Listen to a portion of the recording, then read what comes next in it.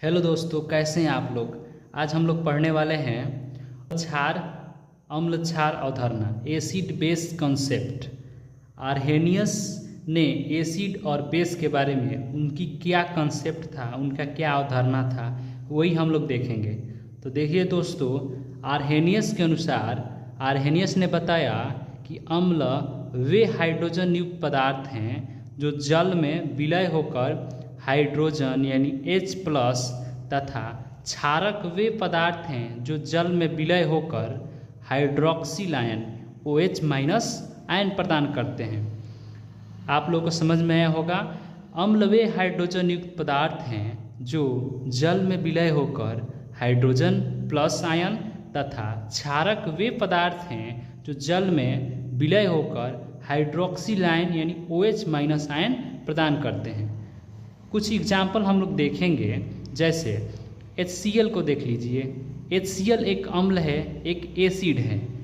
HCl को अगर हम जल के साथ HCl को अगर हम जल में विलय करते हैं तो ये H+ और Cl- आयन में विभक्त हो जाता है, यानी हाइड्रोजन प्लस आयन देता है, चूँकि यह एक एसिड है।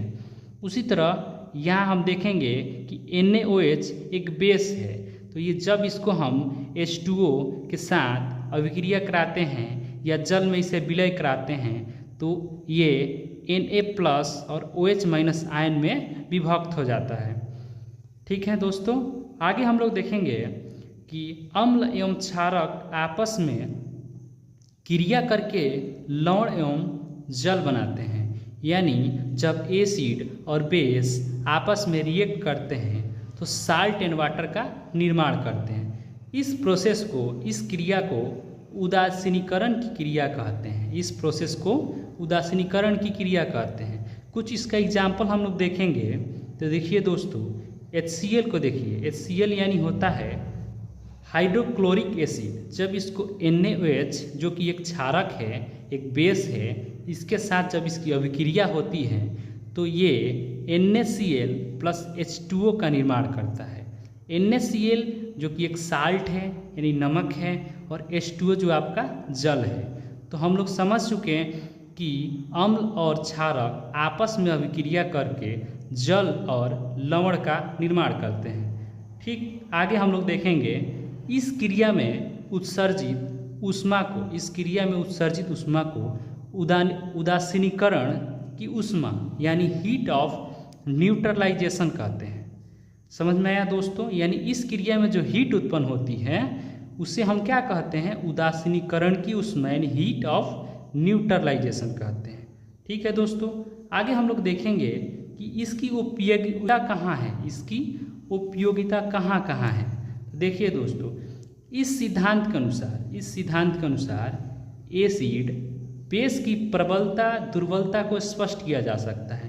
यानी कि इस सिद्धांत के अनुसार हम ये बता सकते हैं कि कौन सा एसिड प्रबल एसिड है यानी स्ट्रॉन्ग एसिड है, और कौन सा बेस वीक बेस है, या कौन सा एसिड वीक एसिड है। इससे हमें जानकारी मिल सकती है। आर्हेनियस ने इस सिद्धांत के बारे में क्या बताया था? इस सिद्धांत के अनुसार उदासीनीकरण की ऊष्मा यानी हीट ऑफ न्यूट्रलाइजेशन ज्ञात किया जा सकता है, यानी पता लगाया जा सकता है कि जो आपका रिएक्शन हुआ उसमें जो हीट था वो कितना था। ठीक, तीसरा सिद्धांत में इन्होंने क्या बताया है कि इस सिद्धांत की सहायता से अम्ल क्षारकों की उत्प्रेरक गुण यानी कैटालिस्टिक बिहेवियर को समझा जा सकता है। मुझे उम्मीद है आप लोगों को समझ में आया होगा। अब हम आगे देखेंगे कि आर्हेनियस ने जो अम्ल क्षार की अवधारणा को बताया था, इसकी सीमाएं क्या है, यानी इसका लिमिटेशन क्या है।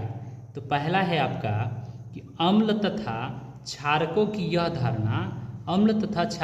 यह धारणा केवल जलीय विलयन पर लागू होता है। ठीक है दोस्तों, केवल जो है जलीय विलयन पर लागू होता है। दूसरा उनकी सीमा क्या है कि यह सिद्धांत निर्जल विलायकों में विलय होकर पदार्थ द्वारा दिए जाने वाले अम्लीय एवं क्षारीय गुणों की व्याख्या नहीं किया जा सकता है।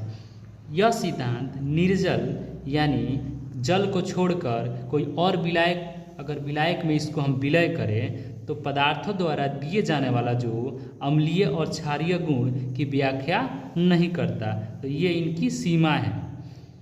तीसरा हम लोग देखेंगे उन पदार्थों के क्षारकीय यानी बेसिक गुणों को नहीं समझा जा सकता है जिसमें OH आयन नहीं पाए जाते हैं। यानी कि उन पदार्थों के क्षारकीय गुणों को नहीं समझा जा सकता है जिसमें OH जो है OH आयन नहीं पाए जा सकते हैं। मुझे उम्मीद है आप लोगों को समझ में आया होगा। इसी तरह का वीडियो अगर आप देखना चाहते हैं तो हमारे चैनल को सब्सक्राइब करें, लाइक करें और हमारे वीडियो को कमेंट करें आप किस टॉपिक के ऊपर वीडियो देखना चाहते हैं। धन्यवाद दोस्तों।